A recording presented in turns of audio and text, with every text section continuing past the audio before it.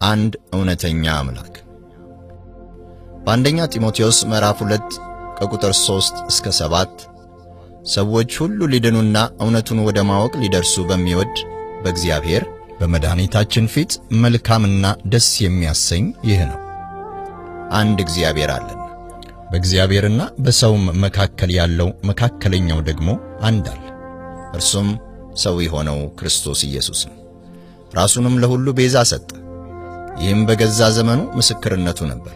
እኔም ለዚህ ነገር አዋጅ ነጋሪና ሐዋርያ በእምነትና በእውነትም የአሕዛብ አስተማሪ ለመሆን ተሾምኩ። እውነት እናገራለሁ አልዋሽም ይላል ሐዋርያ ጳውሎስ።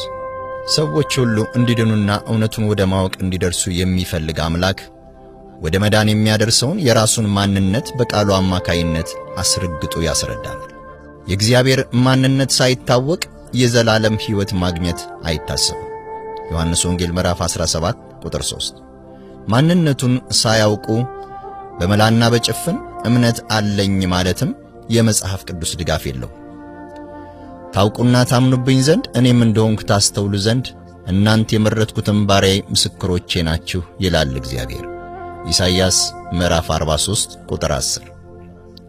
ሳምራዊቱ ሴት ጌታ ኢየሱስን አባቶቻችን በዚህ ተራራ ሰገዱ ስትለው እናንተ ሳምራውያን ለማታውቁት ትሰግዳላችሁ ዮሐንስ ወንጌል ምዕራፍ 4:22 በማለት ሳምራውያን ትኩረታቸው የአምልኮ ቦታን መምረጥ እንጂ እውነተኛውን አምላክ ለማወቅ ደንታ እንደሌላቸው ነገራት።